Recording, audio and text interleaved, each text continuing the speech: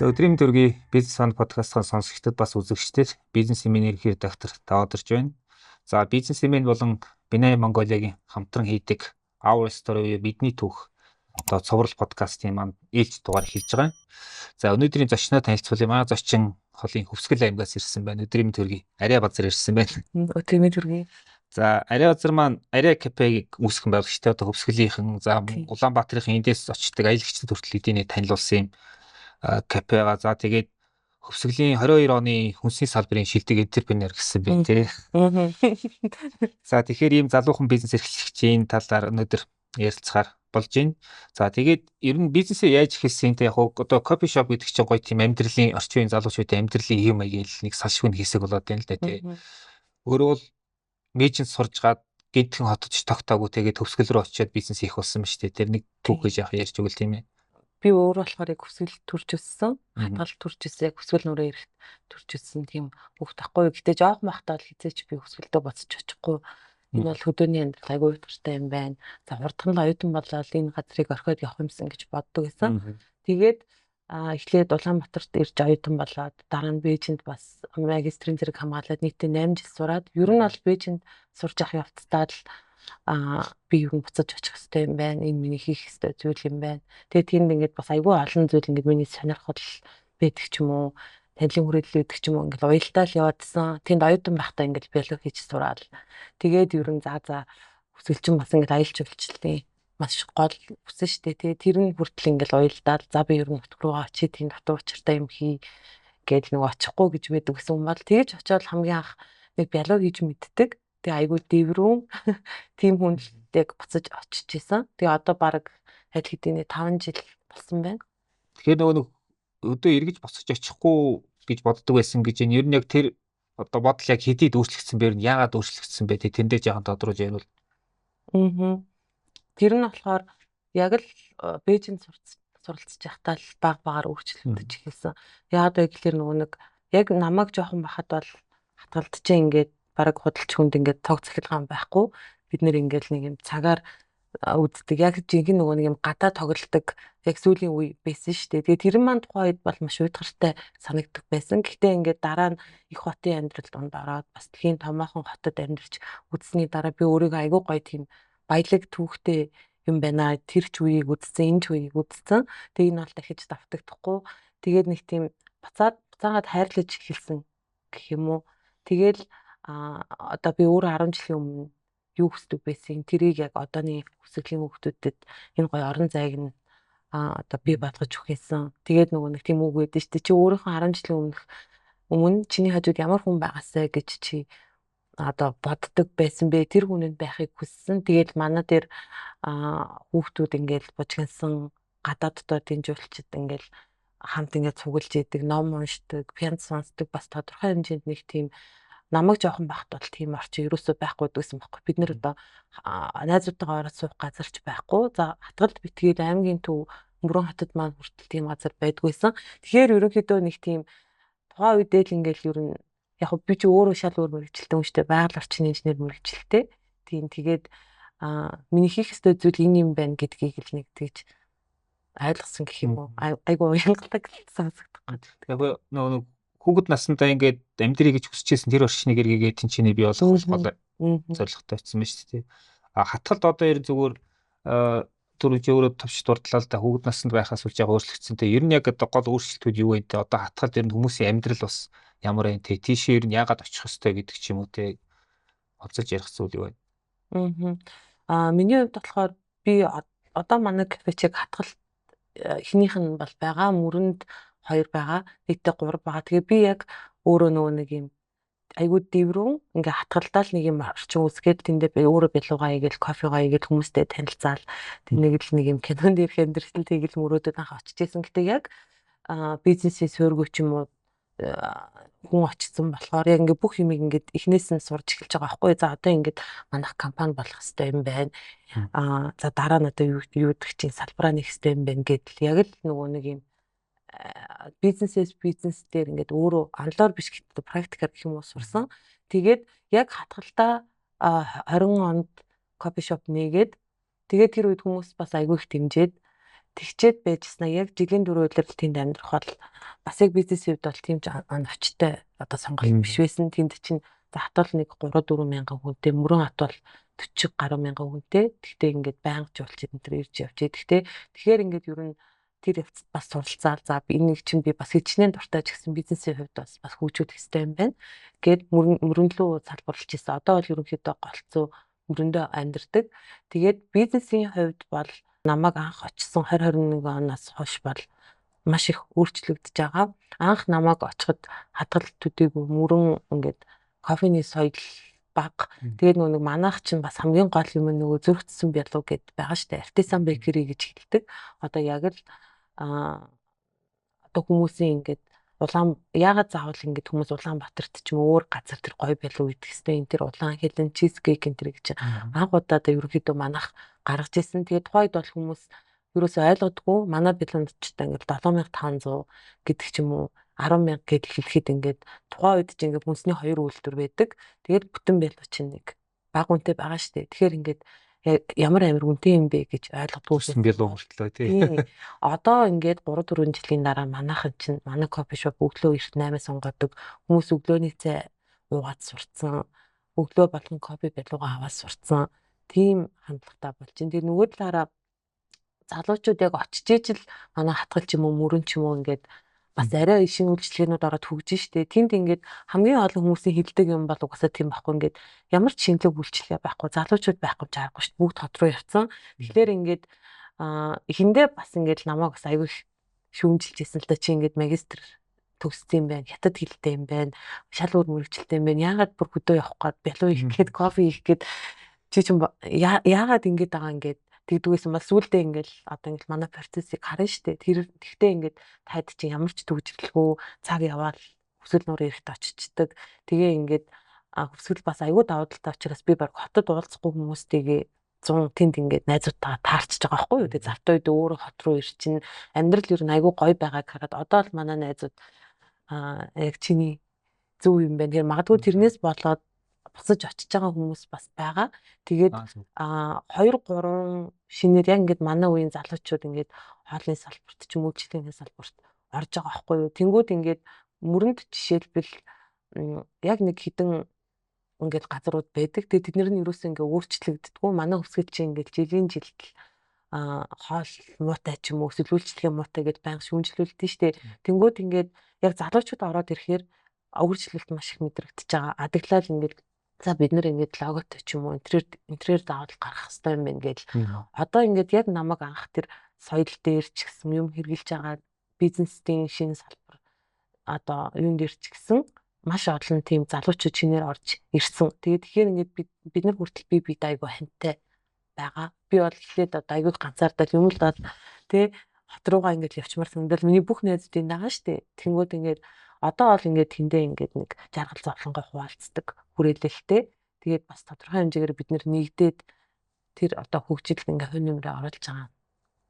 Бас харагддаг гэх юм. Ер нь зүгээр яг одоо үйлчлэгээний салбар гэдэг чинь бас яг тийм хүссэн болгонд хийгээд идэг бас ажил биш те. Хүмүүс хоорондын харилцааны хүчин зүйлс амирх нөлөөлдөг те. Чиний хувьд зүгээр одоо хүмүүст үйлчлэнэ гэдэг яг хамгийн гоё зүйл нь юу вэ? Тэр нэг гол одоо нэг байнга ингэж одоо тусалдаг тийм зарчимч гэдэг юм уу те.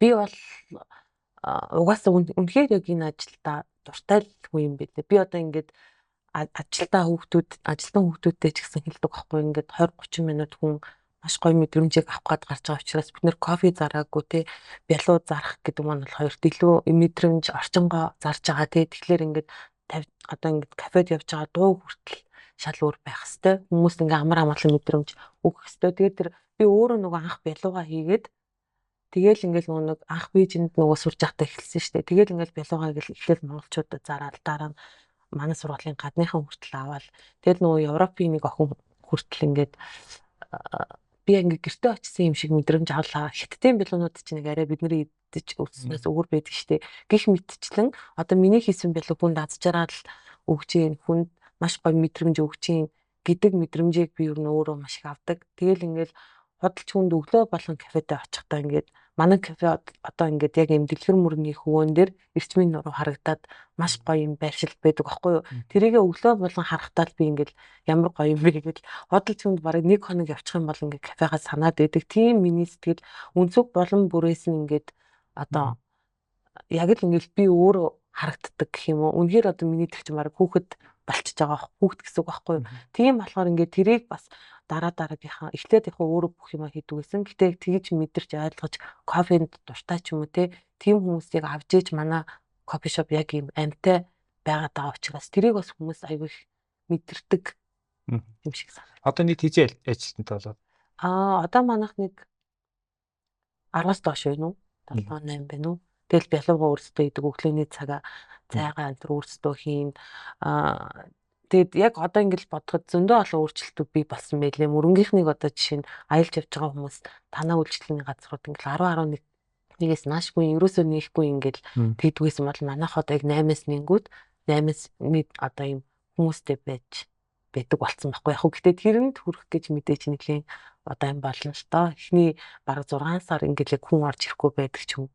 Одоо бол ингээд яг байгаа л ангууд байнга үйлчлүүлэгчтэй болсон. Ер нь үйлчлэгээний бизнес чинь ингээ одоо лоялти тэгээ бас одоо тэр айгуу чухал шүү дээ. Ингээ нэг одоо хэрэглэгчтэй үүсгэж байгаа харилцаа гэх юм уу те. Ер нь танах тэр хэрэглэгчтэйгээ харилцах тэр communication юмудаа яаж хийж яа мэдээж онлайнаар тодорхой хэмжээгээр хийж байгаа те. Ер нь тэр лоялтиг яаж бий болгож чинь те. Танад одоо яагаад очих ёстой гэдэг тэр юм. Тэр болохоор миний бодлоор яг зунаас босоод үлрэлт бол угаасаа мөрөн маань жижигхэн учраас яг кофеин дуртай хүмүүс бол баг ингээ өдөр болгон орж ирж байгаа. Тэнгүүд манай бариста нар болон би ингээд бүх үйлчлүүлэгч одоо баг ингээ мэддэг болсон гэсэн. За одоо энэ хүн зарим нь бүр ингээ мад аягаа үлдээгээд явчихдаг те. За би одоо энэ аяндаа л. Тэгэл тэнгүүд за тэр ах болохоор чи ингээ яг кофенд дандаа 2 мөс хийдгийг. Энэ хүн маань яг ийм кофе ууд ингээд одоо тэр хэд чинь бүр ингээ мэддэг болсон учраас айгу амар болж байгаа юм. Эргүүлээд за одоогийн яваад ирэхлээр угаасаа маш гоё ачаалтаа байдаг. Тэгээд дээрэс нь хүсэлтийг зорж байгаа хүмүүс чинь миний бодлоор ингээд одоо ингээд кафетаа суугаад хүмүүстэй танилцах бас миний хамгийн дуртай юм баггүй ингээд хүмүүсийг ажиглал. Тэнгүүд гадаад дотоодгүй дандаа тийм урлагийн гэх юм уу одоо нэг бол кино хийж байгаа, нэг бол зурагч ч юм уу, нэг бол ийм зохиолч ч юм уу одоо хүсгэлчин бас өөрөө тийм айгуу гоё идэрлийн тий хүн айгуу гоё тайвшрал өгдөг тийм газар ааш тийм хүмүүстэй ингээд айгуу таардаг. Тэгээд ингээд тэд нар чинь эргүүлээд одоо тийм одоо хүрээлэл донд Ари кафе гэдэг нэр одоо аль хэдийн ингээд суудсан л байдгийн байлээ. Тэгээд одоо чинь надтай ч бас холбоотой гэх юм уу би өөрөө нэг урлагт айгуу дуртай учраас ингээд манад зургнууд байж идэг, номнууд байж идэг, пенснууд байж идэг. Тэгээд ингээд эхний очсон хүмүүс маань ингээд манай кафег бичээл ангууд яг нэг тийм жоохон зураг авах сонирхолтой ч юм уу жоохон бичдэг хүмүүсийн дунд ингээд за хүсгэл орох юм бол Ариад заавал орно шүү гэдэг нэг тийм юм үүссэн. Тэгээд хамгийн чухал юм чи угаасаа л хүрээлэл юм бэлээ. Тэгээд би 10 жил байхасаа л ингээл айгүй угаасаа тийм нээлттэй нийгмийн төвтэй хөвгт байсан. Тэгээд магадгүй хүсгэлтэй байгаадсан бол манай кафе ингэж олон хүнд танигдах үгүйг мэдэхгүй байна. Гэтэ ингээл оюутан байхдаа байсан сайн дурын байгууллагууд эсвэл Бээжингийн ингээл хамт сурж исэн монгол оюутнууд одоо болтол ингээл Ария нөгөө Бээжинд бялж исэн охин ч өсвөл рүүгээ буцаа очсон мэл л штэ. Ингээрээ тэгээрээ гэл маш хурдан ингээд амнаас амнаас дамжаад одоо ингээд юу гэдгийг хүрчдэг хүмүүс. Тэгэл яг нэг тийм урлагийн талын хүрээлэл байна. За одоо ингэж бизнес талын одоо Бинай Монголиагийнхан бас байна гэх мэтчил манай Бээжингийн найзууд байна гэх мэтчил зундаа бол яг тэгэл явчихдаг. Гэтэ ихэнх цаг хугацаагаа бид нэр тэгэл мөрөнгөхийн тагаал өнгөрөөн. Гэтэ тэднэрийн ингээл баг юунд дуртай, юунд дургууг нь маш сайн мэдж байгаа. Тэднэрийн маш сайн урамшуулна. Зун чинь одоо хөвсгөлийнхнийг нөгөө нэг юм гэр мөр олтгоо байчдаг энэ төр ачаал юу ярьдаг гэдэг чинь тэгээ хоол мэтрэх үнэтэй болчдөг энэ төр гээд ер нь тэр зуны тэр ачаалыг яаж зохицуулж байна тань хувьд? Ер нь бол уг нь тийм юм уг нь гайгүй л гэдэг. Яг нэг баярын нэг хідэн хоногт тэгдэг болохоос биш ихэнхдээ ерөнхийдөө гайгүй. Гэтэ энэ зун нөгөө нэг манай тэр тайг фестивал гэд болсон шүү дээ. Тэгээд тэр бол одоо өмнө нь бол яг нэг 100 мянган хүн очдог гэсэн судалгаа бол байд юм байлээ. Тэгээ энэ жил бол тэр маань зөндөө нэмэгдсэн гэсэн бид нарт ч гэсэн мэдрэгдсэн. Яагаад вэ гэхээр илүү олон залуучууд тэгээд тэнд чинь ингээл би яг хаяа хотын бол ингээл гой тоглолт үзэх юмсан гэл одоо ялангуяа 20-30 10 жилийн хүүхдүүд бол яг сургууль дээр янз бүрийн үйл ажиллагаатай байгаа. Яг тэр залуучуудын чөлөө цагаа өнгөрүүлэх юм айгүй тутмаг байдаг байсан. Тэгэл намайг дөнгөж бизнесээ эхэлж яхад чинь нэг нэгээр орж ирэл мөрөн айгүй тартай байна. Бараг тэр чинээгээр ингээл тэр хүмүүс чинь ингээ хот руу яваад байгаа байхгүй яг 20-30 настай залуучууд хийх юм үнэхээр байдгүй.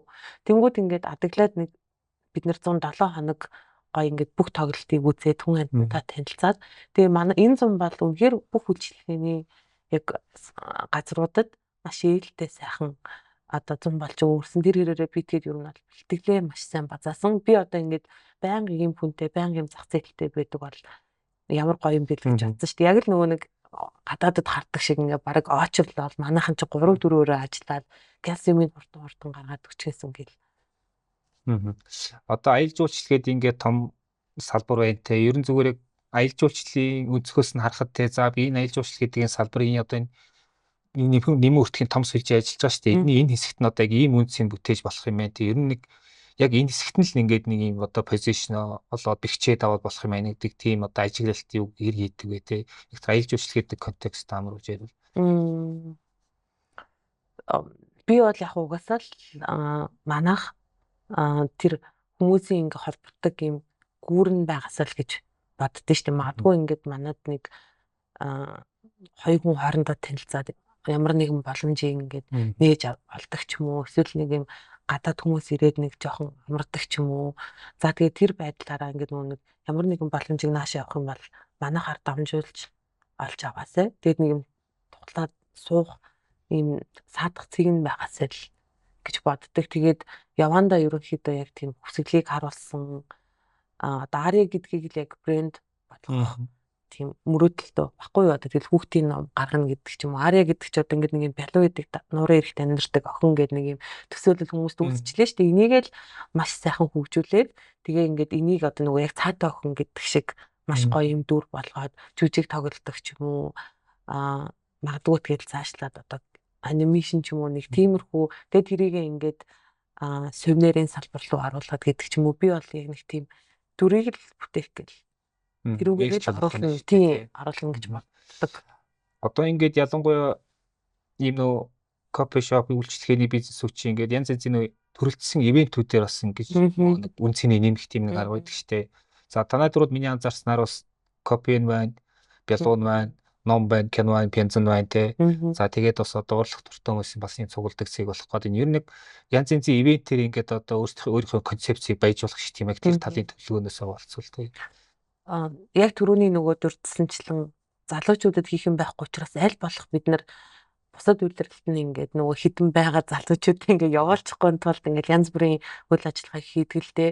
Тэгэл ингээд яг миний хувийн сонирхол байна гэдэг хүмүүсийн одоо ингээд бас ийм ивент хийгээч гэдэг юмнууд бол байна. Жишээлбэл манай дээр бас анх нэгдсэн цагаас хойш английн клуб явдаг одоо байсан. Тэгэл ингээд нөгөө багш нар байгаа учраас хүүхдүүд ингээд англиар ярих айгуу сонирхолтой. Тэнд бас гадаад багш нар байдаг. Тэднийг ураад ингээд тэгээд явдаг. Тэгээ би өөрөө нөгөө хятад хэлтэй болохоор одоо нэг хятад хэлтэй дүүтэйгээ хамтраа тэрийг ингээд хятад хэл дээр гэхдээ бас айгуу сонирхолтой. Бас нөгөө нэг дууныхаа урлагийнхаа сонирхолтой холбоод ингээд нөгөө нэг хүмүүс чинь ингээд юм сурахад ингээд дуртай юмараа дамжуулж сур гэдэг нь шүү дээ. Яг нэг юм дууг орчуулаад утгыг ярилцдаг тийм клуб ч юм уу. За тэгээд нөгөө нэг зураг зурдаг. Тэгээд дээрэс нь яруу найргийн одоо нөгөө poetry night, яруу найргийн үдшиш гэх мэтчлэн open mic гэл тиймэрхүү юмнуудыг бас айгүй хийдэг. Тийм цаашлаад бол би илүү хүүхдүүдийн сонирхож байгаа юм нь бол угаасаа л яг тийм англи хэл байгаа. Тэгээд дээрэс нь яг нөгөө нэг эмгтээчүүд рүүгээ чиглэсэн. Ялангуяа одоо ингээд яг хүсгэл бэр болоод очсон ч юм уу. Бас л яг ингээд хүмүүсийн асуудлыг ингээд зовлон ойлгоод байгаа хгүй ингээд. Шинэ чинь газард нь штэ тий. Тий, найз нь хөдгүй ийм эмгтээчүүдэд ингээд би ч өөрөө нөгөө Women for Change гэдэг тий клубын гишүүн бүр оюутан байхасаа байсан. Тэгээд бид нартайгаа хамтраад яг эмгтээчүүд рүүгээ чиглэсэн тийм үйл ажиллагаануудыг бас хийгээд магадгүй клубийнхаа хүсгэлийн салбар нь ч юм уу болоод ер нь бол миний зорилго ер нь цаанаасаа л бизнес хийж байгаа өөрийгөө болгож байгаа. Гэхдээ миний зорилго ер нь л хүүхэд эмэгтэйчүүд рүү чиглэсэн ийм нийгмийн хариуцлагатай бизнес эрхлэхийг ер нь өөрөө би яг тэрэндээ айгу дуртай хүн юм байгаа юм гэдэг. За урлаг утга зохиолоос гадна одоо бас нөгөө нэг ажил хэргийн янз янзын уулзалтууд хэрэгцээ их байгаад байгаа шүү дээ. Одоо бол кофе шоп ч юм бол ерөөдөө бизнесийнхний уулзаж ажиллаа ярьдаг тийм нэг орчин байгаад байгаа шүү дээ. Тэр талд бас одоо юу гэдгийг танах бас ямар нэг юм одоо концепц юмрээ төлөвлөсөн юм байгаа. Одоо Улаанбаатарт ямар байдгийг мэдгүй нэ. Гэхдээ яг орон нутагт кофе шоп эрхлэх бол Улаанбаатарт эрхлэхээс шал өөр юм бэлээ. Хүмүүс нь илүү ичимхий ч юм уу. Ингээл яг л нэг юм халахлагдаал нэг юм VIP өрөөнд ингээд суугаад ажиллаа ярих ч юм уу. Одоо тийм юм аягүй хажигддаг. Миний яг өөрийн одоо юу болохоор үзэл бодол болохоор би тэгж хүмүүсийг одоо манай ментор басаа аягүй хэлдэг байхгүй ингээд хүмүүсийг ингэж ялгсан ч юм уу те ингэж хуваасан одоо ингээд дэлхий нийтээрээ ингээд бужигнаал жижиг тэр байтга жижигхэн газар бужигнаал одоо ингээд одоо баарнд биш баг ингээд кофе шопт ингээд хүмүүс чи шавдаг болчихлоо шүү дээ.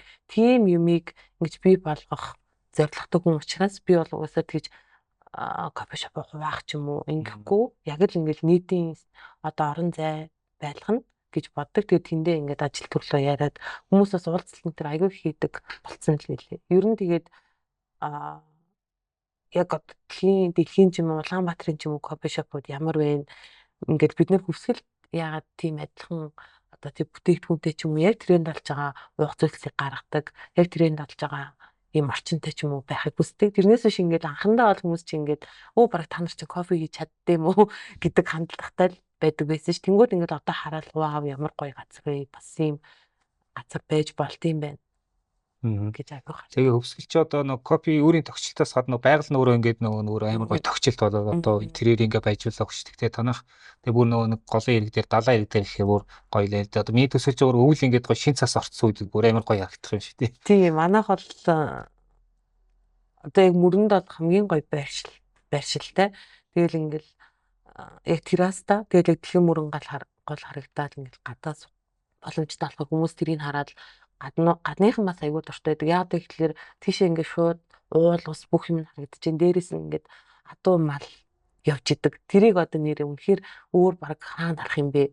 Тэгээ тэр гээд ингээд хараад том санахгүй шүү дээ. Ста нөгөө нэг $1000 харагдц гэдэг чинь энэ байна даа л гэж хэлдэг. Ер нь яг зүгээр маркетинг нөгөө нэг харилцагчаа илүү ашиглаж урсгал нэмэх тал дээр ямар хуу ажлууд хийж байна. Мэдээж сошиалор, инстаграмаар ч гэдэг юм уу те контентууд явж байгаа те. Гэхдээ ер нь яг тийм нэг том бодлого нөгөө концепт чиглэл байна. Миний бодлоор манайх яг нөгөө нэг анханасаа ингээд би өөрөө мэдгүйсэн. Гэхдээ стори теллингээр л явцсан юм бэлээ л дээ. Тэгэл ингээд угаасаа ингээд нөгөө нэг би чинь олон хүнтэй уулзах дуртай энд хүнтэй уулзах болохоор ингээд би одоо ингээд хүсэл рүүгээ явах чагаа ингээд гэлтэнгүүд хамгийн анх кофе шопоо нээж хат чи яг тэр дүр ингээд шууд хүмүүст хүрсэн байхгүй юу? Ингээд нэг юм бялбаг дуртай хүн хүсэл нурлуугаа ингээд нутг руугаа буцсан юм байна. Тэр нь ингээд амар их тийм дэмжих хүмүүсийг ингээд манайхыг дэмжих юм сэтгэл болж өгсөн. Тэгэл тэрнээс хойш ингээд 100 болон хүмүүс нэмэгдээл. Тэр өөрийнхөө юу хүсэж боддог, юу зардаг тэрийг ингээд ердөөс ингэж нуухгүй манайхан чинь тэгээд байдэн шүү дээ ингээл мөрөөдөл битгий хуваалц бүтгээ ачдаг ингээл би бол яг тэрээр байдаг яг үнийг хэлэхэд ингээл би бялуул нэг жоохон хийж мэддэг тэрийг ингээл бичлэгнээс сурцтай тийм хүн очсон бол анх ингээл кофений одоо үнэтэй машин авахч мөнгөгүй байсан бол ингээл манайх яг багаар өөрийнхөө мөнгийг өөртөө зарцуулаад одоо ингээд 3 салбартаа болонгууд тэр дунд чи ингээд яг мөрөөдлөө хэлж явснараа туслах хүмүүс нь илүү их байсан. Тэгжэл боддог. Тэгээд нөгөө нэг одоо ингээ харахад Бээжинд сурж байхдаа ч гэсэн би нөгөө нэг бялуу анх хийж сурчаад би ингээд зүүн өмнөд азар аялах байгаамаа. Тэгээд миний яг нэг тийм онцлог яг тийм юм шиг л ингээд хүмүүст ингээд яг зорилгоо танилцуулдаг. Тэнгүүд ингээд хүмүүс шууд дэмжиж явцдаг. Тэрнээс биш ингээд шууд ингээд манайхаар үйлчлүүлээрээ энтергээл тийхгүй. Тэгээд бас нөгөө юм нь одоо нөгөө юу гэдгийг яг сурсан бүхэн эрдэм гэдэг шиг одоо ингээд магадгүй хүмүүс намайг зарим нь ингээд мэрэгчлэр ажиллахгүй ингээд шүмжилдэг. Гэхдээ ингээд миний бодлоор биологийн гэдэг чинь ингээд яг л лаборатори туршилт хийж байгаа юм шиг штэ. Тэгэл ингээд тэрийг яг ингэж тэгж мэдрэхэнтэй би ингээд яг туршилт хийж гин биологаа бүрхэн ингээд би яг зураач шиг санагдаж гин гэх мэтчлэн өөрөө тэрийгээ би айгүй ингээд тэгж мэдрэх дуртай. Тэгж мэдрээд нөгөө хүмүүст одоо тэгж нөгөө өөрийнхөө мөрөөдлийг хуваалцах ер нь бол айгүйх манайхыг ингэж дэмжихэд нөлөөлдөг байна гэж би бодож байна. Ер нь зүгээр одоо фэшн бол айгүй гоё аттрактив биш те чиний бол те танай бизнесийн. Гэхдээ бизнес эрхлэгчийн хувьд одоо тодорхой хэмжээний бизнесээс ашигтай ажиллагаатай байх те гэдэг ч юм уу бас нэг ингээд системтэй болгож гэдэг юм уу.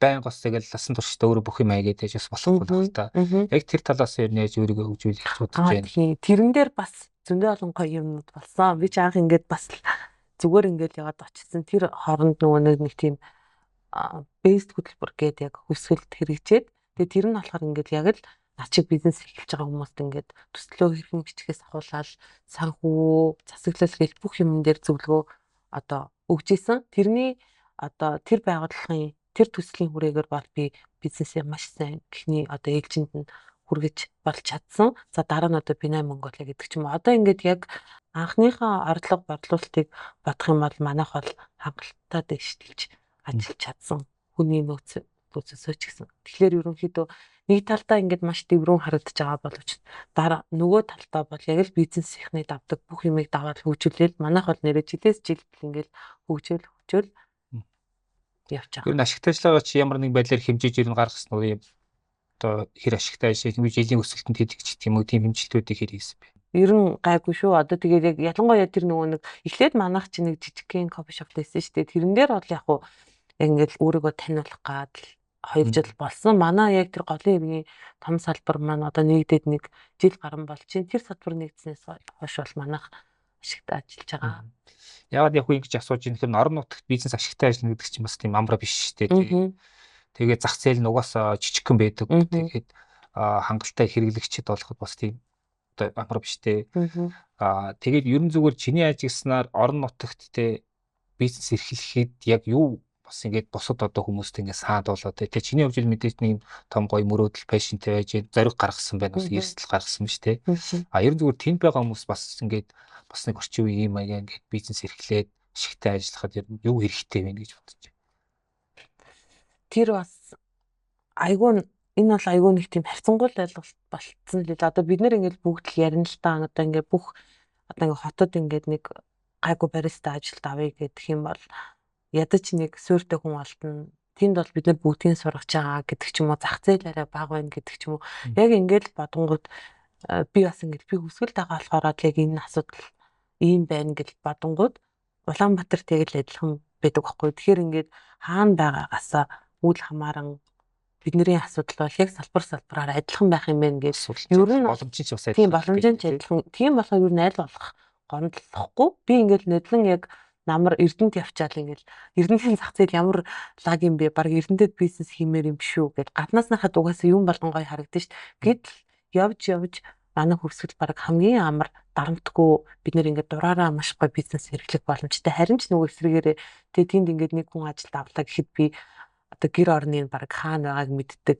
Хамаатансад нь ямар хүн гэдгийг мэдхээр бараг илүү даваад талтай ч юм уу. Тийм баахгүй. Тэгэхээр өөрөө яг тэр боломжийг яаж харж ийн гэдэг маань л маш мэдээж ингээд энэ явцад ингээд намайг хүмүүс ойлгохгүй хотод байсан бол манай билуг хүмүүс маш сайн авах байсан. Эднэр ингээд копи ууж чадахгүй байна.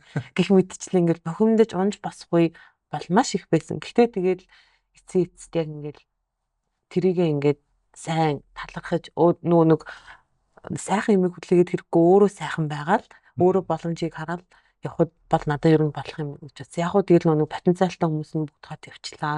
Инглээ тэглээ нэг гайгүй менежер олдохгүй байх гээл гайгүй нэгтлэн олдохгүй байх гээл та манай бизнесийн хүрээлийнхэн бүгдээрээ бол ярьдаг. Гэтэ тэгээд ер нь бол явж тэгэл өөрөөсөө л асуудлыг ингэж хайх. Чи өөрөө хэрэг цай удирдахч байгаа юм гэдэг ч юм уу. Тэг хэвээр юм байл гэж би ерөөсөө үзсэн бол. Бариста нараа яг яаж мэргэшүүлж бариста нараа болохоор эхний ээлжинд яг үнэхээр одоо тэр кофений дуртай үгүй юу гэдгийг нь харна. Тэгээ өөрөө яг үндсэн юм бол хэлж өгнө. Тэгээд мэдээж тэр хүүхдэд туршлах хэрэгтэй. Гэтэ би одоо яг ингээд нэг багш бас бид нар ингээд нийлээд авчиж болж байна. Одоо хөсвөлт чинь кофе гаргадаг газар маш олон байгаа шүү дээ. Тэгэхээр нэг 10 хүнээ бэлдээд багш аваачдаг ч юм уу хот руу явуулах ч юм анханаас нь ерөн системтэй сургаж авах хэрэгтэй юм гэж бодсон. Одоо манай хоёр бариста олж жил гараа ажилласан. Хамаагүй туршлагатай байгаа. Тэр хоёрын дараагийнх нь яах вэ гэж одооноос бас бодож хэлж байгаа. Сүүлүүд нөгөө нэг бизнес эрхлэгч нөгөө нэтворкинг гэж их ярьдаг боллоо л да бас нэг мод ч гэх юм уу те. Гэхдээ бас чи бас нэг айгүй том ийм шинжлэх ухаан яваадах шиг байна те. Networking яаж ашиглах уу, ялангуяа бизнестэй яаж ашиглах уу гэд. Чиний хувьд Binay Mongolia-тай бас яаж холбогдов те, networking-ийн ач холбогдлыг бас өөрийн бизнестэй яаж авч Аа. За би яг тэгэл яг нэг бизнесээ арай босгоол нэг компани төр болоод ингээл хэлсэн чи яг нэг хүрээлэл айгүйх ингээд дутагдсан гэх юм одоо тэгэл явж хахад яг Binay Mongolia чинь хөрсгөл салбар нэгдэж байна. Олон улсын франчайз гэл сонсогдсон байхгүй. Тэгээд тэрэнд ороод одоо ингээд баг бид нэр жил гарan болж байна.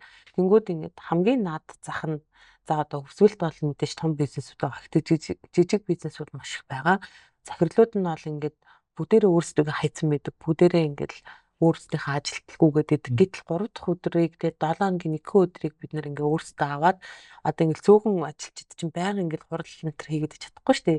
Ядаж ингээ аль биесний хувц өмсөд хуралд суугаад өөрийнхөө одоо санал бодлыг ингээ өөрийнхөө төлөвлөгөөг ч юм уу те мөрөөдлийг ингээ яг ижлэн бизнес эрхлэгчтэй танилцуулах. Бид нар чи одоо ингээ бүр ярьж ингээд ярахаж болсон байт юм байлээ. Тэгэл нөгөө тусгай илтгэлээ ингээд өөрийнхөө бизнесийг танилцуулахдаа хүртэл ингээд төгдөрч гацаал тийм хүмүүс бол амар хамгийн наазах нь бол тийм байсан. Хоёрдугаарт ингээд яг тэр одоо миний ганцаараа ч юм уу тэнд бас нэг ганцаараа хүмүүс яваад байгаа. Ингээд нэгдвэл бидний асуудал ижлэх, бидний боломж ижлэх яаж бинийгээ дэмжих үү? Бидээ зөвхөн борлуулалт хийх чинь хамгийн наазах захын зүйл дээ. Тэр цаагаараа хэдүүлээ ингээд магадгүй 4 жилийн өмнө тэнд яг тэр хүрээлэл байсан бол би мөрөнд бизнес хэрэглэхэд надад арай илүү амар байх байсан ч юм уу те би ингээд бүх юмаа мэддэг хүмүүсээс нь асууж зөвлөдөг ч юм уу. Тэгэхээр бизнесийн тэр орчин хэдүүлээ ингэж сайжруулъя. Мөрөнд ингээд ирж байгаа залуу бизнесүүд их ч юм уу ингээд ганцаараа яваад байгаа шантрах гээд байгаа тэр хүмүүсийг ингээд хүрээлэлтэй гялс аваад хамтдаа гоё хөгжиж цаашлаад хэдүүлээ бас дуу хоолойгоо ч гэсэн хүргэе. Одоо ингээд бид нар л мэддэггүй болохоос биш одоо жишээ нь өсвөл за жидүүг нөгөө нэг ингээл хүн болгон арын халгаар авдаг мадаг гэл ярьдэн штэ. Бид хэд ингээд уулзаал за одоо энэ жидүүг чи ингэмээрэн тэгмээрэн гэдэг ч юм уу бизнес эрхлэгчид бид нэр ийм дуу хоолойтой байна. Ер нь тийм одоо нэгдэл байх хэрэгтэй юм байна гэдгийг бол харсан. Тэгээд мэдээж маш олон даваа талыг ганцаараа бизнес орлуулаа байсан гэдэг шиг би бол олж авсан. Тэгээд тэр нь бол бас зөвхөн өсвөл хязгаарлагдахгүй. Би одоо ингээ магадгүй дорнодод ч юм уу Оросд ч юм уу байгаа юм кофе шопын бизнес эрхлэгчтэйгээ холбогдох боломжтой. Тэгээ хотод ирээд бусад олон салбарын хуралд суугаад ингээд нэг тийм ер нь бол бизнес ч угаасаа л network юм лээ. Чи хэрэг танилын хүрээтэй байна.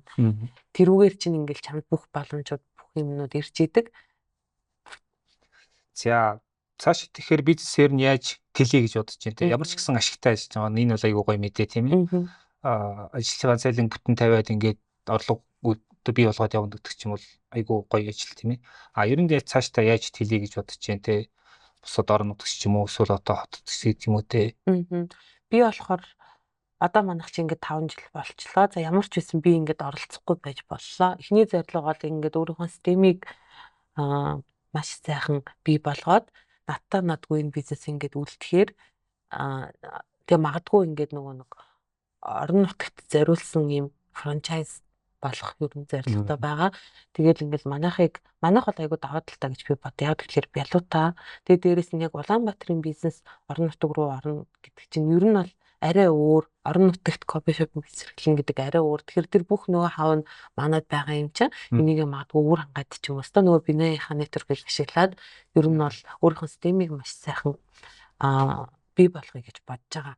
Хоёрт нь болохоор за бизнес маань арай докторчч та. Тийм болохоор би илүү тэр нөгөө нэг төрөний хилээдсэн дүр брэнд гэдэг юм руугаа одоо төвлөрч байгаа. Манайх одоо ингээд яг тэр Аря гэдэг охины түүхээр хүүхдийн ном маань одоо яг зураач маань зургийн шатандаа явж байгаа. Тэгэхээр удахгүй хэвлэгдээд магадгүй хавар ч юм уу гаргаад тэгээ ингээд тэр нэг 70 эргэн охины түүх ингээд гоё тэнд хөвөрж идэг те тэрийгээ дамжуулаад ингээд магадгүй одоо юу ч гэдэг тэрийгээ тэгэл мөрөөдлүүд бол зөндөл энэ номоо бариад ингээд хөсгөлийнхэн бүх сумдуудаар явах.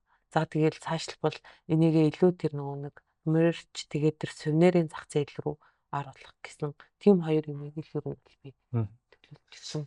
Миний бас яг нэг анзаарсан зүйл нь танах бас ингээд зарим нэг одоо номын дэлгүүрээ номыг авч борлуулдаг. Бусад бизнесүүдтэй ингээд одоо юу гэдгийг нэг юм синержи үүсгэх гэдэг нь шүү дээ. Яг тэр зөвхт бас одоо чиний ажилласан зүйл юу вэ? Ер нь цаашид ингээд бусад бизнесүүдийн бас ингээд борлуулалт сүлжээг дэмжиж явал бас ер нь ямархуу үр дүн гарах уу гэж харагдаж байна. Одоо огийн байдлаар нэг өөрийнхөө дуртай ч юм уу эсвэл найзуудынхаа ч юм уу номыг ингээл яг одоо тагта паблишинг гоё ном гаргацсан байх юм бол хөвсгөлийнхэн маань уншаарай гэсэн байдлаар л аваач тавьж байгаа. Гэхдээ одоо кофе шоп ч баг юм бизнес центр болчлоо шүү дээ. Тэнд ингээд бид нэр юуг борлуулж болохоор болсон.